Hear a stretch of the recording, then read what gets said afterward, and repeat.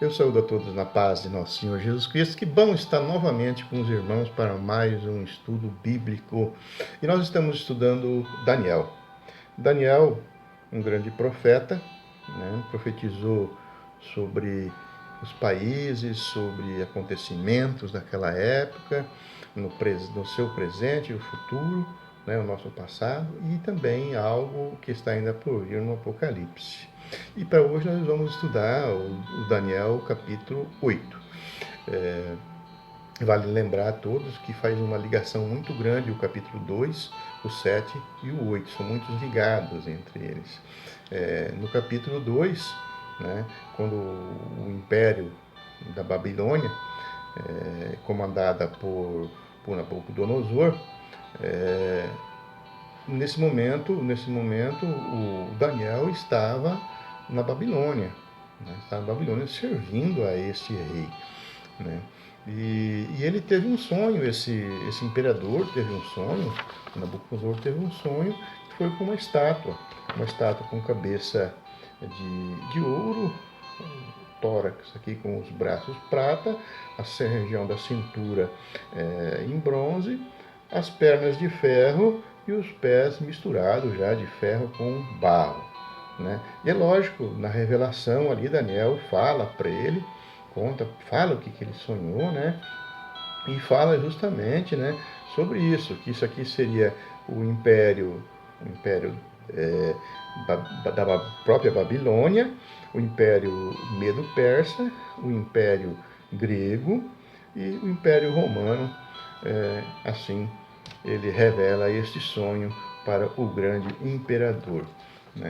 E logo em seguida, então, no capítulo 7 que nós vimos, ainda nesse mesmo império da Babilônia, agora o imperador é Belsazar. E Belsazar é neto de Nabucodonosor. Só que agora Daniel que teve um sonho. E Daniel ele sonha agora um sonho semelhante. Só que ele sonhou com um leão, com asas, um urso, com 3 costelas na boca, uma pata levantada. Aqui ele sonha com um leopardo que tinha 4 asas, 4 cabeças, e sonha com um animal também esquisito, para ele, que não era um animal conhecido, que um dragão. E cada um desses sonhos dele é repetição do sonho que Nabucodonosor teve. Cada um desses sonhos representa um império. Então, ouro com o leão e assim por diante, até chegar no Império de Roma, representado pelo dragão. E agora, no capítulo 8, nós vamos hoje estudar, já está no 3º ano desse governador Belsazar, desse imperador Belsazar. E Daniel ali ele tem uma outra visão. E aí é muito importante, para que nós possamos realizar esse estudo, que nós tenhamos uma Bíblia em mãos, uma Bíblia mais aproximada do hebraico. E no caso aqui eu vou citar duas, são algumas, que são bem aproximadas do hebraico. Uma delas é a Bíblia evangélica, considerada evangélica, Almeida, revista e corrigida. E a outra, que seria uma católica, você que é católico, uma Bíblia a Ave Maria. Então, essas duas Bíblias aí eu deixar, como exemplo, essas duas. Tem mais que são bem aproximadas, mas para que vem assim de minha recordação e que eu tenho aqui na minha biblioteca são essas aí que chegam mais aproximada entre todas as Bíblias que eu tenho. Então, nós precisamos ver principalmente isso daí quando nós vamos estudar o versículo 9. No versículo 2, no começo aqui, Daniel diz que teve uma visão. E parecia que ele estava numa cidade chamada Suzã.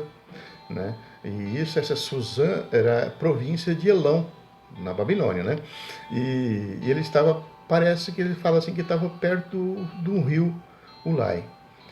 E no versículo 3 e 4, que eu vou ler, aqui começa uma visão futurística de Daniel. Então, vou ler aqui e os irmãos acompanhem. Versículo 3.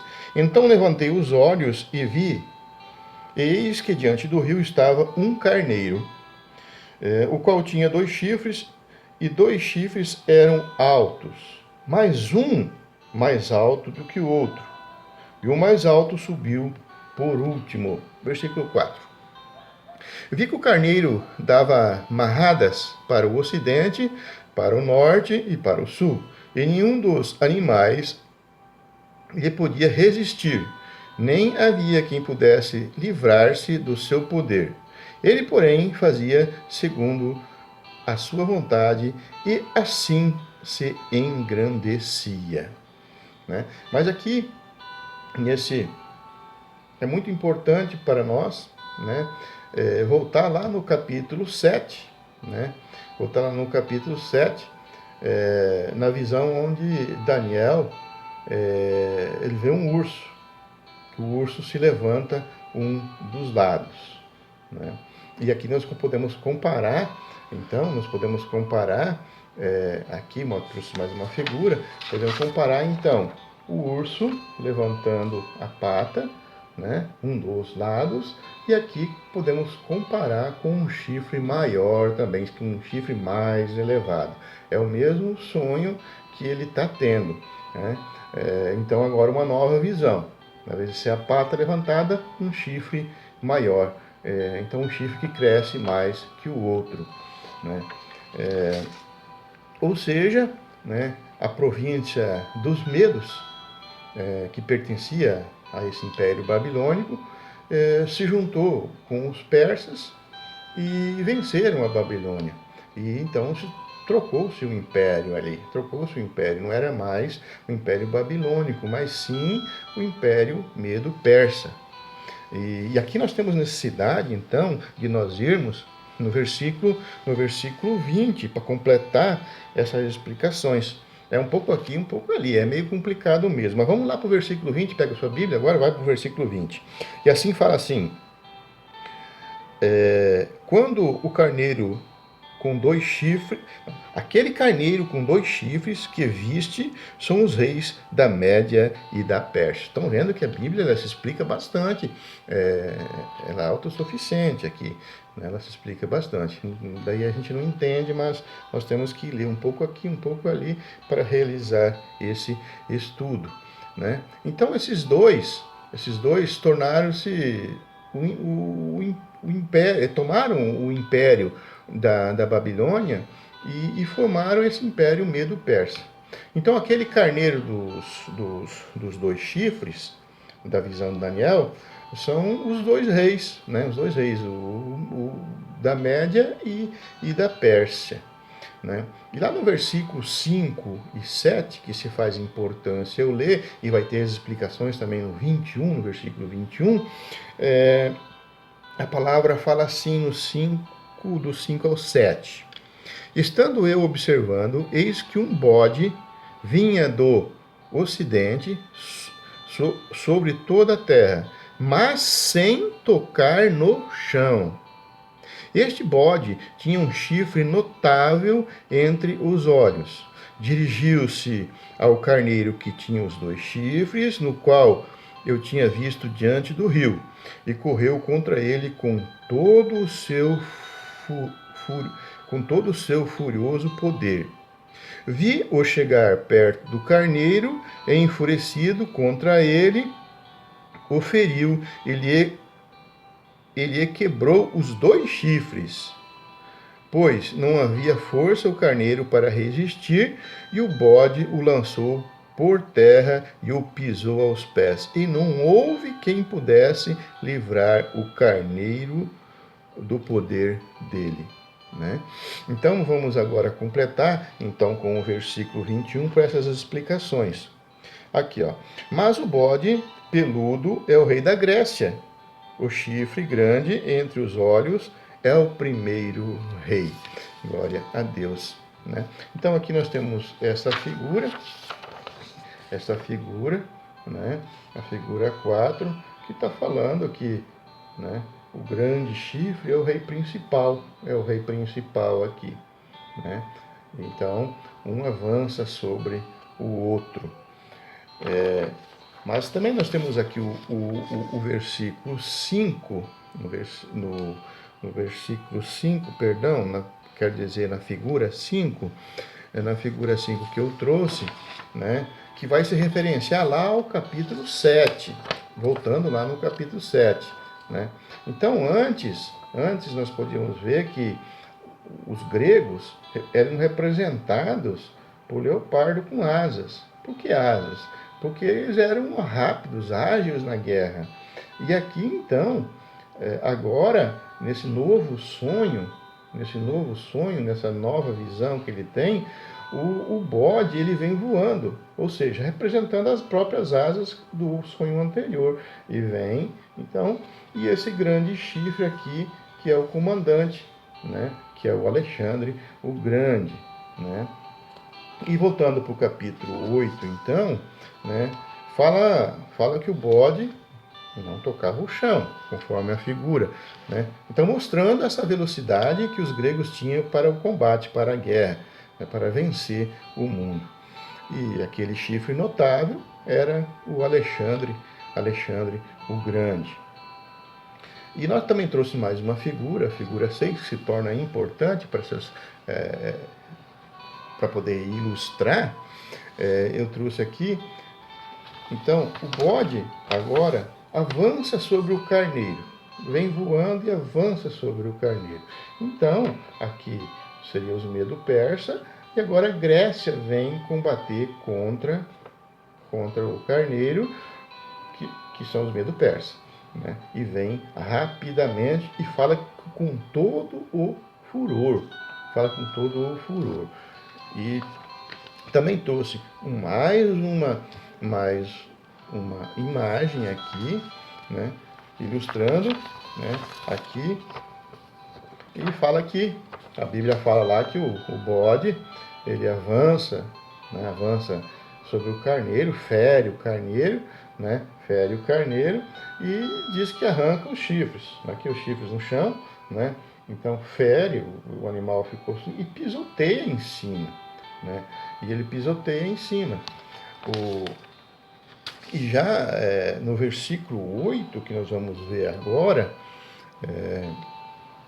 a palavra fala assim: o bode se engrandeceu de sobremaneira, e sua força quebrou-lhe o grande chifre.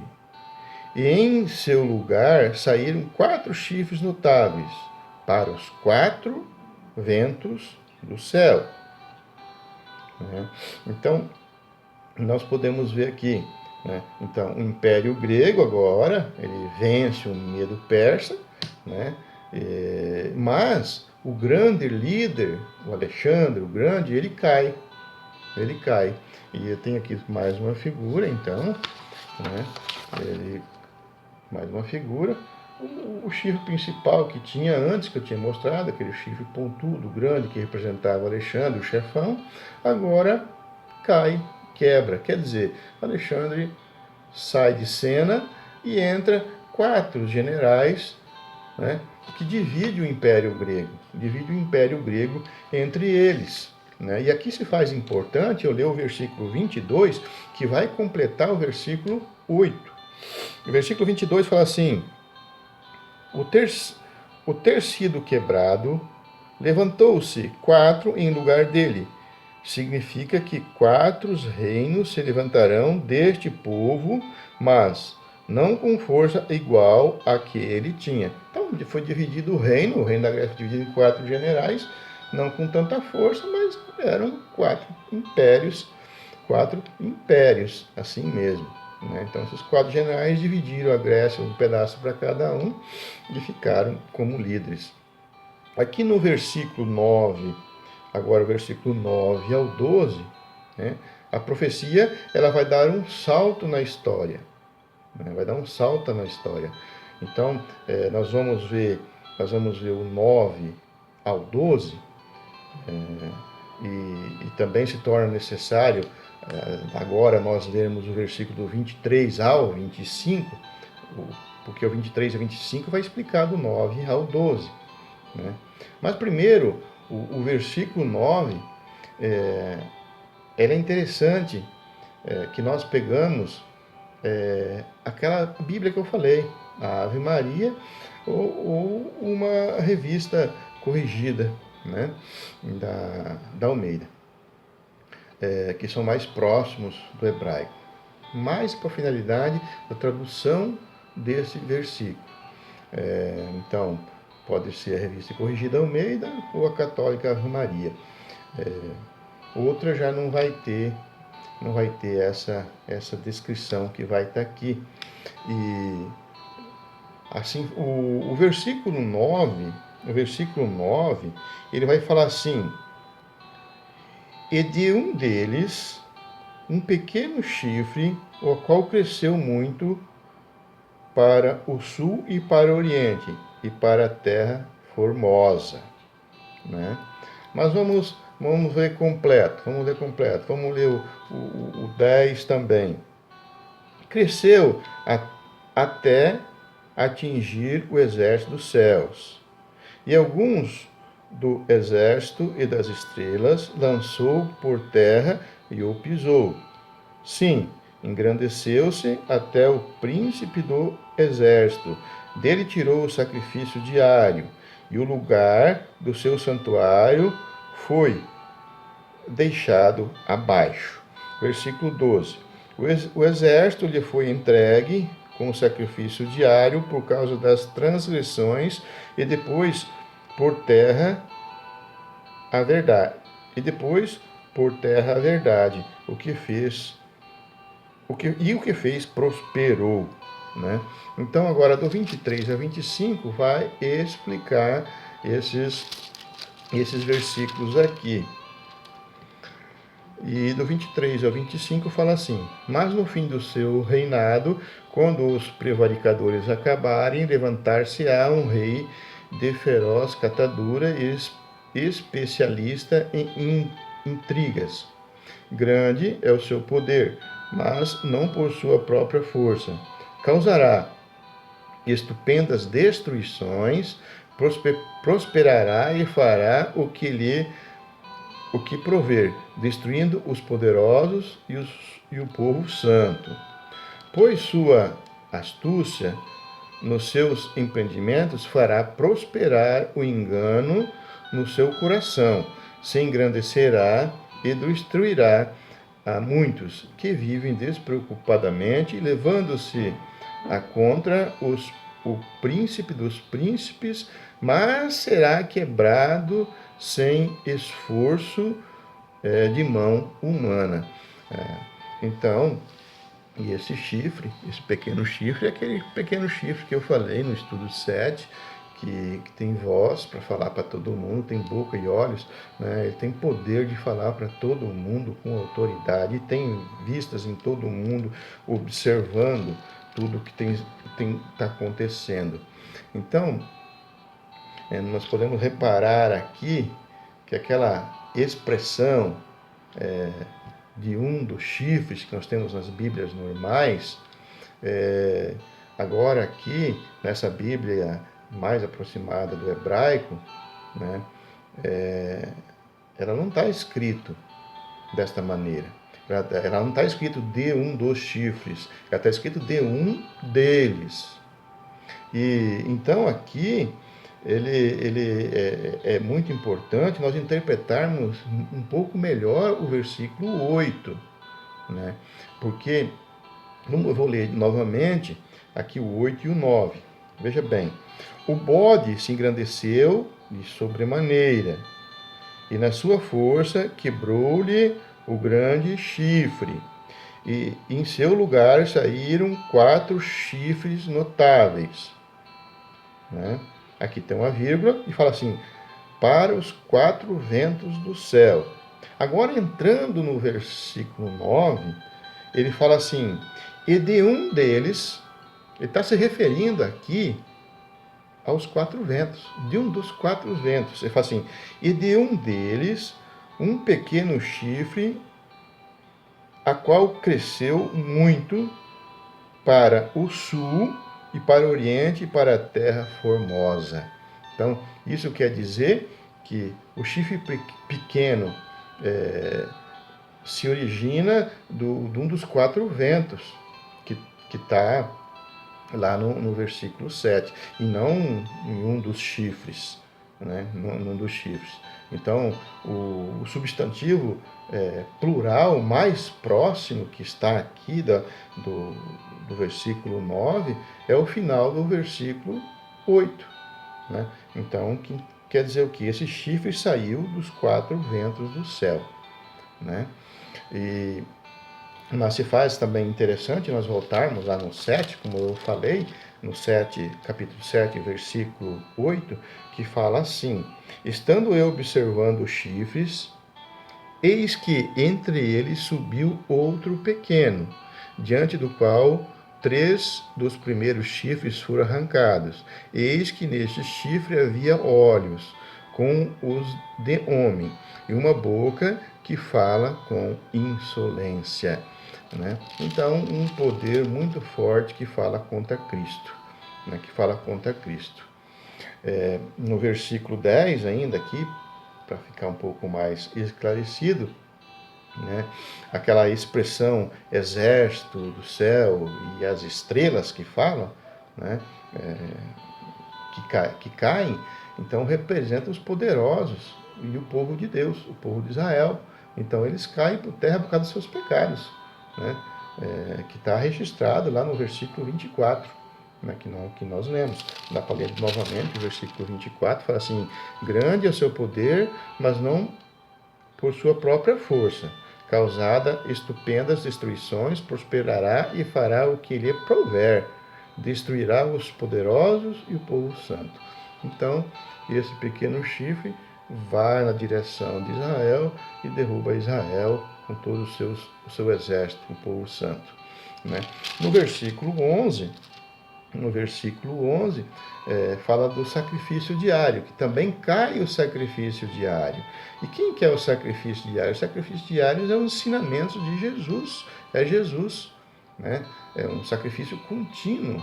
A partir que Jesus veio, quebrou-se aquele sacrifício que o sacerdote tinha que fazer. Então, Jesus é o sacrifício eterno. Então, esse chifre vem contra os ensinamentos de Jesus, né? Para derrubar os ensinamentos de Jesus. E no versículo 12 ainda, né? Fala assim: o exército lhe foi entregue com o sacrifício diário. O exército foi entregue com o sacrifício diário. Quer dizer, o povo de Israel perdeu as forças e ali acabou-se não se ensinando mais a palavra de Deus.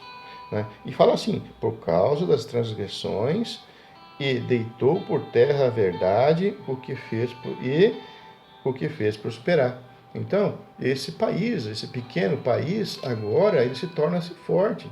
Ele derrubou o poder de Jesus Cristo aqui, né? Derrubou o poder de Jesus Cristo, derrubou entre aspas, né? Porque o poder de Jesus Cristo não cai, mas ele abafou os ensinamentos de Jesus, ensinando coisas errôneas, né?